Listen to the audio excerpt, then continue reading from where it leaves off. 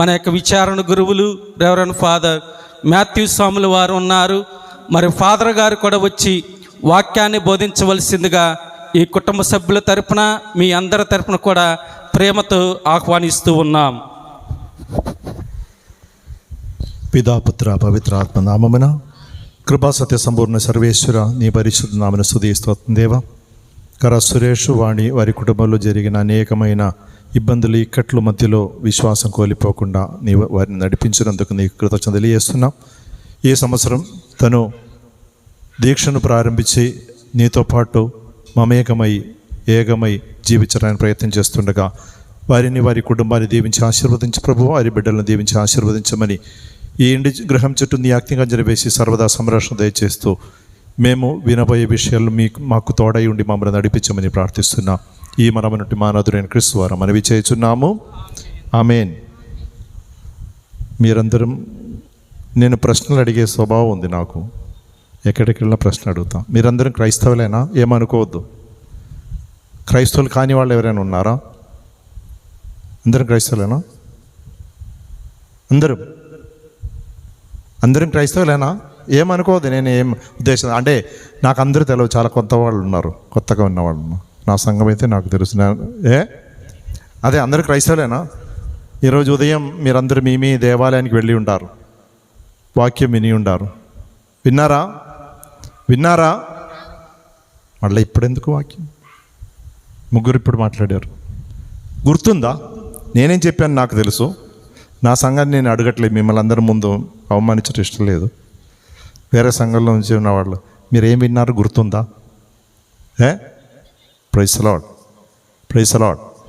అంటే మత్తయి శుభవార్త 7వ అధ్యాయం 6వ వచనం ఈ విధంగా సెలవిస్తుంది. మత్తయి శుభవార్త 7వ అధ్యాయం 6వ వచనం, పవిత్రమైన దాన్ని కుక్కల పాలు చేయవలదు, వెలగన ముత్యములు పందులకు పారవేయు. అంటే మీరు పందులు కుక్కలే కాదు. కుక్కలని పిలిచినా పంది అని పిలిచినా తల వంచి అయినా ప్రభువా ఆ స్త్రీ సిరోఫెనిషియన్ సహకననీయ స్త్రీ అన్నారు, కుక్కకి పారవేయదన్న ప్రభు అన్నారు. అయినా ప్రభువా యజమాని బల్ల నుండి కింద పడిన ముక్కలు కుక్క పిల్లలను తినుగా తనకు కావలసినది కోసము స్వయం తగ్గించుకోవడానికి తయారయ్యున్నారు. Praise the lord. ఆదికాండం నుండి దర్శన గ్రంథం వరకు లేదా ప్రకటన గ్రంథం వరకు చదివిన వారి చేతుల తండ్రి మొత్తం చదివిన వారు. Praise the lord. మంచిది. దీనిలో నువ్వు ఉన్నావా?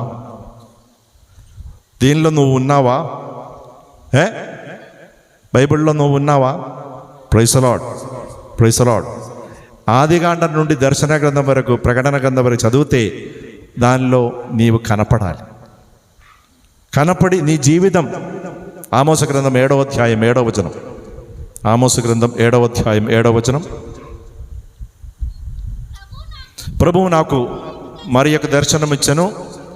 అతడు లంబ సూత్రంతో నిర్మించిన గోడపై నిలిచి ఉండిరి. అతని చేతి యందు లంబ సూత్రం ఉండిరి. అతడు నన్ను, ఆమోసు నీకేమి కనిపించినది అని అడిగెను. లంబ సూత్రము అని జవాబు చెప్పెను. అతడు, నేను నా ప్రజలను ఇశ్రాయేలీయులను దీనితో కొలుతును. Praise the Lord. సురేష్ ఎక్కడున్నారు? సురేష్ ఎక్కడున్నా? లంబసూత్రంతో కొలిస్తే అది మార్గం ఇరుక్కైనదే. ఒక ఫాదర్ గారు ఇలా ప్రసంగం చెప్తున్నారు. బరువుగా ఉన్నవాళ్ళు, వలసిపోయిన వాళ్లకు ప్రవేశనం కష్టం అన్నారు. ఒక ఆవిడ వచ్చి ఆ ఫాదర్ గారు నేటి కింద పడేశారు. అంటే నాకు ప్రవేశం ఉండదా? మార్గం ఇరుక్కైనదే అని సురేష్కు ప్రవేశం ఉండదు. ఇరుకైన మార్గమే. పరలోకరాజ్య ప్రవేశ ద్వారం ఇరుకైనదే. ఆ మార్గం మనందరం నీ సైజును బట్టి కాదు ప్రవేశనం, నీ జీవించే విధానం, ఏ విధంగా జీవిస్తున్నావు.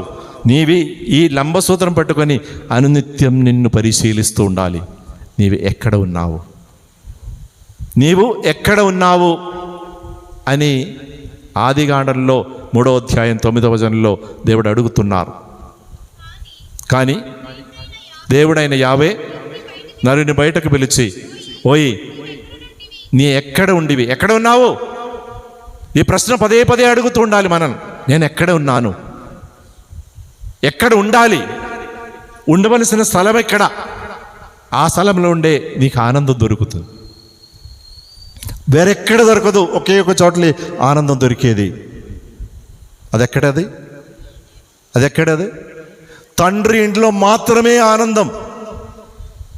వేరెక్కడ దొరకదు. మార్కెట్లో దొరకదు, సినిమా హాల్లో దొరకదు, టీవీ ముందు దొరకదు. అదన్న నైమిషికం మాత్రమే. మంచి బిర్యానీలో అందరూ బిర్యానీ ఇప్పుడు లేదు, ఉందా? తింటున్నారా? Praise the Lord. తపస్సుగాల్లో బిర్యానీ తిన్నా సమస్య కాదు. తపస్సుగాల్లో మాంసం ముక్కలు తిన్నా సమస్య కాదు. తపస్సుగాలలో పాపం చేస్తేనే సమస్య. నీవెక్కడ ఉన్నావు? ఆదికాండం 4వ అధ్యాయం 9వ వచనం. ఆదికాండం 4వ అధ్యాయం 9వ వచనం. నీ తమ్ముడు ఎక్కడ? ప్రభు పదే పదే అడిగి, నీ తమ్ముడు ఎక్కడ? నీ సహోదరి ఎక్కడ? నీ సహోదరుడు ఎక్కడ? సమాధానం చెప్పాలి. సమాజంలో, కుటుంబంలో ఒక వ్యక్తి తప్పిపోతూ ఉండే ఆ వ్యక్తిని మరలా ప్రభు మార్గంలో నడిపించే బాధ్యత నీకు నాకు. మీరొక ఎన్నిక చేయబడిన జనమే. పేతురుగారు రాసిన పత్రిక మొదటి పత్రిక 2వ అధ్యాయం 9వ వచనం. పేతురుగారు రాసిన పత్రిక మొదటి పత్రిక 2వ అధ్యాయం 9వ వచనం. కానీ మీరు ఎన్నిక చేయబడిన జాతి, రాజగురు గురుకులము, దేవుని సొంత ప్రజలు, పవిత్రమైన జనం. Praise the lord. పవిత్రమైన జనముగా మనం జీవిస్తున్నామా? పరిశీలించాలి. ఈ లంబస్తోత్రం పెట్టుకొని మనల్ని మనం పరిశీలిస్తూ ఉండాలి. ఈరోజు నేను చెప్పే విషయం, దేవాలయం మాకందరికీ ఒకటే కదా. వాళ్ళు నేను ఎలాగ చెప్పాను, ఏం చెప్పాను నాకు తెలుసు, మీరు ఎలా విన్నారని నాకు తెలియదు. అందరూ ఒకే విధంగా వినరు. మీరు ఏం తీసుకున్నారో ఇంటికి వెళ్ళారు నాకు తెలియదు. కానీ ఆదివారం దేవాలయంలో ప్రవేశించి దేవుని యొక్క సాన్నిధ్యంలో వాక్యం ఆలకించి ఆ వ్యక్తి తిరిగి ఇంటికి వెళ్ళినప్పుడు వచ్చినట్లుగా తిరిగి వెళ్ళటానికి అవకాశమే లేదు, ఆస్కారమే లేదు. వచ్చిన వ్యక్తి వచ్చినట్టుగా తిరిగి వెళ్ళటానికి సాధ్యం కాదు. వచ్చిన వ్యక్తి వచ్చినట్లుగా తిరిగి వెళితే ఆ వ్యక్తి వచ్చేది వ్యర్థము, సమయం వ్యర్థం, మీకు వ్యర్థం, మిగతా వాళ్ళకు కష్టం, నష్టం. నీవు స్వయం నష్టపోకూడదు, తప్పిపోకూడదు. తప్పిపోయిన వారి కోసం ఎదురు చూస్తున్న ఒక దేవుడున్నాడు. తన యొక్క వాత్సల్య ప్రేమతో ఎదురు చూస్తున్న ఒక దేవుడున్నాడు. ఎంత ఘోరమైన పాపం చేసినా నీ తిరిగి రాకడ కోసం. పాస్టర్ గారు అన్నారా, మిస్సింగ్ ద మార్క్ అంటే యూటర్న్ అప్పుడప్పుడు మన రోడ్లో వెళుతుండగా ఈ నేరుగా పోవటానికి అవకాశం లేదు, యూటర్న్ తీసుకోవాలి. ఈ యూటర్న్ తీసుకో. తపస్సుగా యూటర్న్ తీసుకునే సమయమే. నీవు ఏ మార్గంలో నడుస్తున్నావు? నీ మార్గం ఏమిటి? ప్రభు అన్నారు నేనే మార్గము, ప్రభు అన్నారు నేనే సత్యము, నేనే జీవము. జీవం కావాలా? జీవం కోసమే 3 పూట్ల తినేది. జీవం కోసం జీవించడానికి కావలసిన సత్యం సంపాదించాలి, వెతకాలి. మత్తయి శుభవార్త 7వ అధ్యాయం 7వ వచనం. అడగండి మీకు సగబడను. అవన్నీ మీకు తెలుసు, కానీ జీవించాలి. దీన్ని కలిగి జీవించాలి. ఇదొక వ్యక్తియే. ఈ వ్యక్తిని తెలుసుకోవాలి, తెలుసుకొని జీవించగలగాలి. బైబిల్ మొత్తం చదివినందుకు ఎవడు గొప్పవాడు కాదు. ఒకడు యువకుడు వచ్చాడు, అడిగాడు ప్రభువును. ఏమడిగాడు? నేను పరలోక నిత్యజీవం పొందాలని ఏం చేయాలి? ప్రభు అన్నారు ఆజ్ఞలన్నీ పాటించమన్నా. ఓ గర్వంతో అన్నారు, నేను చిన్నప్పటి నుంచి పాటిస్తూనే ఉన్నాను, కానీ ఇంకా నాకేదైనా కొరత ఉందా? ఒక కొరత ఉంది. నీకున్నదంతా పోయి అమ్మివేసి పేదలకు దానం చేసి నన్ను అనుసరించమన్నా. అమ్మ, బైబిల్ మొత్తం చదివిన వాళ్ళు నువ్వు పిచ్చిదాన్ని కాలేదా? ఇది చదివితే పిచ్చిదాన్ని అయిపోతావు. కాలేదా? ఇంకా పిచ్చిదాన్ని లెక్కలేదా బుర్రక? అంటే ఎక్కడో పొరపాటు జరిగింది. ఇది మొత్తం చదివితే పిచ్చిదాన్ని అయిపోతావు. అంటే పిచ్చిదాన్ని అంటే పాస్టర్ గారు అన్నారు, యేసుప్రభునే పిచ్చివాడు అన్నాడు, దయ్యం పట్టినవాడు అన్నాడు. ఇది చదివితే ఈ లోకం చెప్తారు నువ్వు దయ్యం పట్టిన దాన్ని. మొన్న రాజమండ్రులు కదా పాస్టర్ని చంపేది, ప్రవీణ్ పగాడి చంపేశారు. నిన్న ఈరోజు ఒక శాంతి యాత్ర చేయాల్సిందే అని వచ్చి అడిగారు. నేను అడుగుతా ఒక మాట, ఒక పాస్టర్ గారిని, ఒక ఫాదర్ గారిని, ఒక అమ్మగారిని చంపేస్తే మనం వెళ్ళాలా వీధిలోనికి? వెళ్ళవలసిన చోటకి వెళ్ళాలి. దేవుని సముఖంలో మోక్కరించి ఆ శంభి వేసిన వారిని హంతకుల కోసము ప్రార్థన చేయవలసిన బాధ్యత ఒక విశ్వాసికి లేదా? దేవాలయం వెళ్ళి ప్రార్థన చెయ్యి, మోక్కరించి. సులభమే, కొవ్వొత్తి పట్టుకొని తిరగాలి. శాంతియాత్ర, శాంతిబద్ధని నేను చెప్పట్లేదు. ప్రభు వాగ్దానం చేసి ఉన్నారు, నీవు నన్ను అనుసరిస్తే నీతో పాటు. మత్తయి శుభవార్త 5వ అధ్యాయం 11-12 వచనం. మత్తయి శుభవార్త 5వ అధ్యాయం. నా నిమిత్తము ప్రజలు మిమ్ము అవమానించినప్పుడు, హింసించినప్పుడు, నిందారావణ గావించినప్పుడు మీరు ధన్యులు. మీకు ముందు ప్రవక్తలను సహితము ప్రజలు అట్లే చేసిరిడి. పరలోకములో మీకు గొప్ప బహుమానం కలదు. కావున ఆనందపడు, మహానందపడు. ఒక ప్రవీణ్ గారిని చంపివేస్తే అక్కడ 1000 మంది 10,000 మంది ప్రవీణ్ దేవుడు లేపుతారు. ఒరిస్సాలో జరిగేది అదే. కందమాల ప్రాంతంలో కొంతమందిని చంపారు. కానీ ఇప్పుడు గ్రహాం స్టెయిన్ లోకమంతా సువార్త కోసము ప్రచారం చేయడానికి ఒరిస్సాల నుండి ఎక్కువ మంది విశ్వాసులు అమ్మగారులు, ఫాదర్లు అవుతున్న దైవ సేవకులుగా మారుతున్నారు. Praise the lord, praise the lord. దేవుడు లేపుతారు. ఆవగించిన గోధుమ గింజ భూమిలో పడి నశించినంత వరకు అది అట్లే ఉండును, నశించిన అది విస్తారముగా ఫలించును. Praise the lord, praise the Lord. విస్తారముగా ఫలించే దైవ బిడ్డలుగా జీవిస్తున్నారా? ప్రతి వ్యక్తి ఆత్మపరిచయం చేసుకోవాలి. నేను ఫలమొసుగుతున్నాను. ఫలమొసుగు. ఈ చెట్టు కొబ్బరి చెట్టు, మీరు నీళ్లు పోసినా నీళ్లు పోయకపోయినా ఆ చెట్లు కాయలు కాస్తూనే ఉంటుంది. కాయలు కాయట్లేదని దానికి ఏదో పొరపాటు ఉంది, సమస్య ఉంది. ఈ రోజుల్లో కొంతమందికి కాయలు లేదు, పిల్లలు పుట్టట్లా. అనేక మంది పాతకాలంలో ఒకరో ఇద్దరో, ఈరోజు ఎక్కడ చూసినా పిల్లలు లేని వాళ్ళు అనేక మంది. నాకు తెలుసు, పిల్లలు లేదండి, పెళ్ళి అయిపోయి వివాహమై చాలా సంవత్సరం వరకు పిల్లలు లేదంటే ఎన్ని అవమానం అనుభవిస్తారో నాకు తెలుసు. వారు నేను అమలాపురంలో ఉండే ఒక మాస్టర్ గారికి పిల్లలు లేరు చాలా సంవత్సరం. ఆయన పిల్లలు పుట్టిన తర్వాత వేళాంగణికి వచ్చారు. వేళాంగణి నుంచి తిరిగి వచ్చిన తర్వాత ఆయన భార్య గర్భవతి అయింది. పిల్లలు పుట్టిన తర్వాత మొదటి జన్మదినోత్సవానికి మమ్మల్ని అందరినీ ఆహ్వానించి ఆయన కృతజ్ఞత కూడిక ఏర్పాటు చేసినప్పుడు ఆయన చెప్పారు, ఎన్ని బాధలు అనుభవించాలని. అనేక మంది మాట్లాడతారు. సహోదరి సహోదరుల మత్తయి యోహాను శుభవార్త 15వ అధ్యాయం 16వ వచనం. యోహాను శుభవార్త 15వ అధ్యాయం 16వ వచనం. మీరు నన్ను ఎన్నిక చేయలేదు, కానీ నేను మిమ్మల్ని ఎన్నిక చేసి ఉన్నాను. మీరు నా పేరిట తండ్రిని ఏమి అడిగినేను ఆయన మీకు ప్రసాదించును. మీరు వెళ్ళి ఫలించుటకును మీ ఫలము నిలిచి ఉండటకు మిమ్మల్ని నియమించి ఉన్నారు. Praise the lord. ఫలించాలి. ఏమి అడిగినను ప్రసాదిస్తారన్నారు దేవుడు. ఏమడుగుతున్నారు? ఈ క్రైస్తవుల్లో నేను అడిగే ప్రశ్నయే అందరినీ సాధారణంగా, అప్పు లేని వాళ్ళ చేతులెత్తండి. అప్పు లేని వాళ్ళు ఎవరు లేరా? అంటే మీరు ఇంకా క్రైస్తవులు కాలేదు, ఇంకా క్రైస్తవులు కాలేదు. ద్వితీయోపదేశకాండం 28వ అధ్యాయం 12వ వచనం. ద్వితీయోపదేశకాండం 28వ అధ్యాయం 12వ వచనం. ఆయన తన కోశాకారం వండిదైన ఆకాశము నుండి మీ పొలం మీద సకాల వర్షమును కురిపిందును, మీ సేద్యమును దీవించును. మీరు చాలా జాతి దగ్గరికి వెళ్ళి అప్పు తీసుకుంటారు. చాలా మంది దగ్గరికి వెళ్ళి అప్పు తీసుకుంటారు. ఒకటి దగ్గర నుంచి అప్పు తీసుకుని ఈ అప్పు తిరిగి కట్టడానికి ఇంకొకటి దగ్గర నుంచి అప్పు తీసుకుని వీడు కడతారు. అదే కదా మనం చేసేది. Praise the lord. చాలామందికి అప్పిస్తారు కానీ ఏ జాతికి అప్పు పడరు. కారణం, ఈరోజు మీరు అప్పులో ఉండే కారణం, దానికి ముందు చెప్పబడిన ఒక వాగ్దానం ఉంది, అది నిషేధించారు. అమ్మా మీకు ఎంతమంది పిల్లలమ్మా? అదే పొరపాటు, అదే పొరపాటు. అక్కడే చదువమ్మా, 1, 2 వచనం చదువు. 1, 2, 3 వచనం.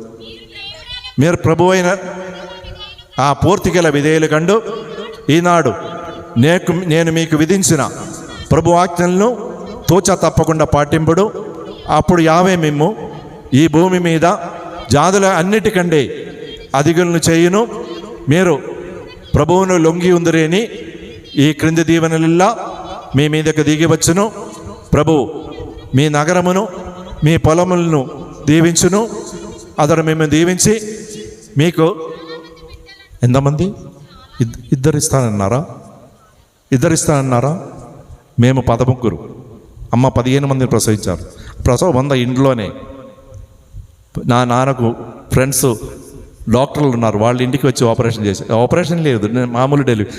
ముందు డెలివరీ అయ్యి ముందు రోజు కూడా పని చేస్తారు, డెలివరీ అయ్యి మరుసటి రోజు లేచి పని చేస్తారు. ఈరోజు ఎవరైనా చేస్తారా? 200, 300 బెడ్ రెస్ట్. ఎందుకు? వాళ్ళకి కావాలి, ఆపరేషన్ చేయాలి, బెడ్ రెస్ట్. దేవుని నమ్మట్లేదు, దేవుని ఆశ్రయించట్లేదు. దేవుని ఆశ్రయిస్తే ఇది నిషేధించారు.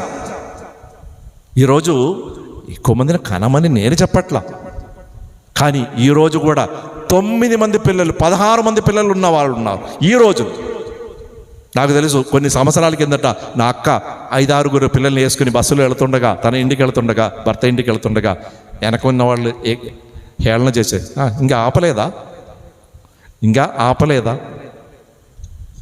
ఈరోజు నా మిత్రుడు ఒకరోజు నేను వాక్యం చెప్తుండగా తన గురించి మాట్లాడి సాయంకాలం అతడు ఫోన్ చేశాడు. అప్పుడు నేను అన్నాను, ఈరోజు వాక్యం చెప్తుండగా నీ గురించి చెప్పాను. ఏం చెప్పాను? నీకు 6 పిల్లలు, అట్లయితే ఇంకొకటి కూడా యాడ్ చేసుకోండి, రన్నింగ్లో ఉందండి. Praise the lord. 7 పిల్లలు, 7 వరాలు. కష్టమే. ఒక పిల్లల్ని చదివించాలంటే ఈరోజు మినిమం 1 లక్ష రూపాయలు కావాలి. సరిపోతుందా? 1 లక్ష రూపాయలు 7 పిల్లలుండే ఎన్ని లక్షలు కావాలి? దేవుడికి మాత్రమే తెలుసు. ఒసగడా? అడిగితే ఒసగడా? అడగండి మీకు ఒసగబడును, తట్టండి మీకు తెరవబడును. సంతానం ఇచ్చేది దేవుడే. ఇచ్చిన దేవుడికి తెలుసు నీకేం కావాలో అని తెలుసు. నీ అడగక ముందే నీ అవసరాలన్నీ ఎరిగిన ఒక దేవుడు నీతో ఉన్నాడు. విశ్వాసం ఉండాలి, అచంచలమైన విశ్వాసం ఉండాలి. ఆ ప్రభు వాక్యాలు తూచా తప్పకుండా పాటించాలి. నాకు ఈ భాష సరిగా రాగా అమలాపురంలో ఉన్నప్పుడు నేను చెప్పేవాడు, తుచ్చా తప్పకుండా అంటే దీర్ఘం ఉండాలి కదా, కానీ తూ చేసి ఒక డాట్ వేశారు. నేను అనుకున్నా, నేను తెలుగుబాడు కాదు కాబట్టి తుచ్చా తప్పకుండా పాటించమన్నవారు. అమలాపురం వాళ్ళు తుచ్చా తప్పకుండా పాటించేవాళ్ళే. అంటే ఏంటి? తుచ్చా తప్పకుండా, నాకు ఇష్టం ఉన్నప్పుడు వస్తాను, ఇష్టం ఉన్నప్పుడు పోతాను, ఇష్టమైన కార్యం చేస్తాను, ఇష్టం లేనప్పుడు. అదేనా తుచ్చా తప్పకుండా పాటించటం? దానిలో మార్పు లేదు. ప్రభు అన్నారు, నేను చట్టము, ధర్మశాస్త్రమును, ప్రవక్తల ప్రబోధమును బంధించడానికి రాలేదు, అది పూర్తి చేయటానికి వచ్చి ఉన్నారు.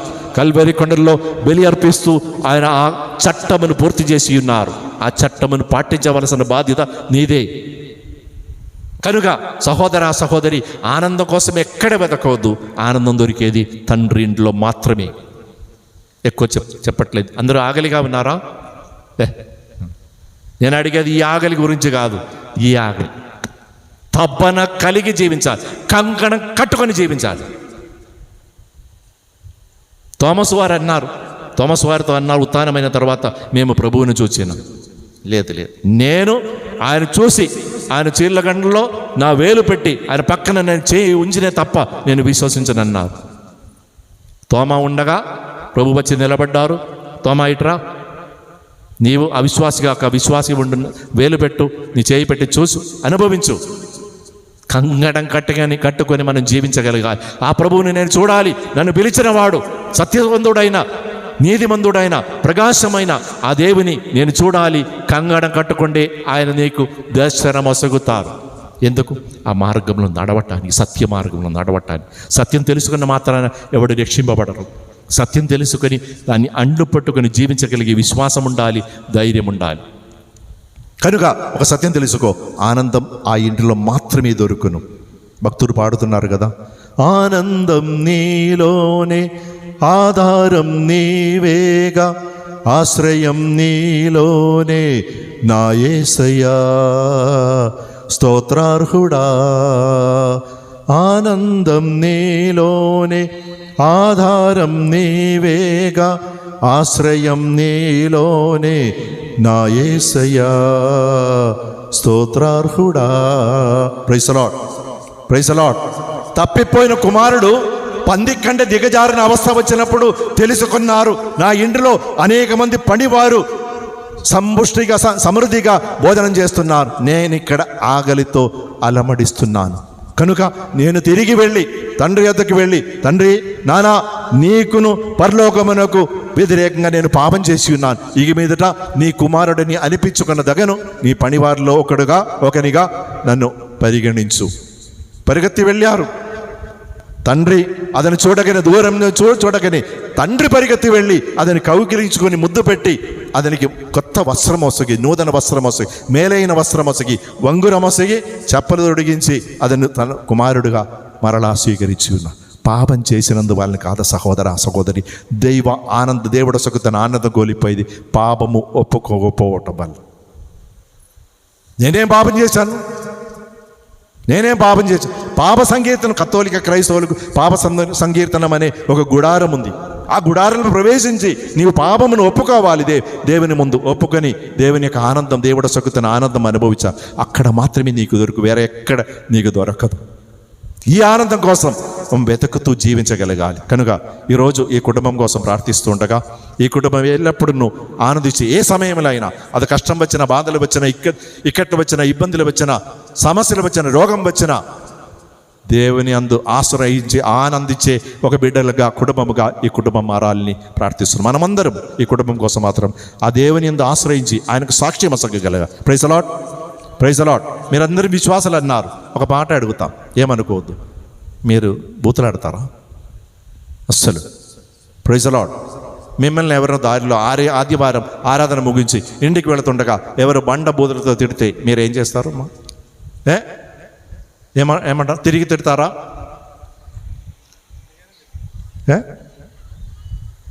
Praise the lord. నేను అడగనమ్మా, ఎవరి సంగతి నాకు అవసరం. ఆయనకు ఆ సమస్తం తెలుసు, పైన ఉన్నవాడికి సమస్తం తెలుసు. ఎవరి సంగతి నాకు అనవసరం. నేను నా సంగతి చూసుకుంటాను. Praise the lord. నేను మంచిగా ఉండాలి, నేను పరిశుద్ధుడిగా ఉండాలి, పవిత్రంగా ఉండాలి, కనికరం కలిగిన వాడుగా ఉండాలి, ఆనందం అనుభవించి ఆనందం వసిగిన వారుగా ఇతరులను ఆనందంలోని నడిపించే వ్యక్తులుగా మనం మారాలి. Praise the lord. కనుక ఈ కుటుంబం సురేష్, వాణి, వారికి ఇచ్చిన దేవుడిచ్చిన ఇద్దరు బిడ్డలను దీవించి, వారి బంధువులందరూ దీవించి ఆనందంతో అనుభవించి ఆ ప్రభు సత్యమును తెలుసుకొని ఆయన మార్గంలో నడుస్తూ ఆయన వసకుని జీవం సమృద్ధిగా అనుభవించి జీవించగలిగే కృపావరం వారికి అందరికీ దయచేయమని, కూడి వచ్చిన అందరికీ దయచేయమని, కుటుంబంతో పాటు దేవుని స్తుతిస్తూ ఆరాధిస్తూ కృతజ్ఞత తెలియజేసి జీవించగలిగే కృపావరం మనకందరికీ దయచేయమని ప్రార్థించుదాము. పితా, పుత్ర, పవిత్రాత్మ నామమున.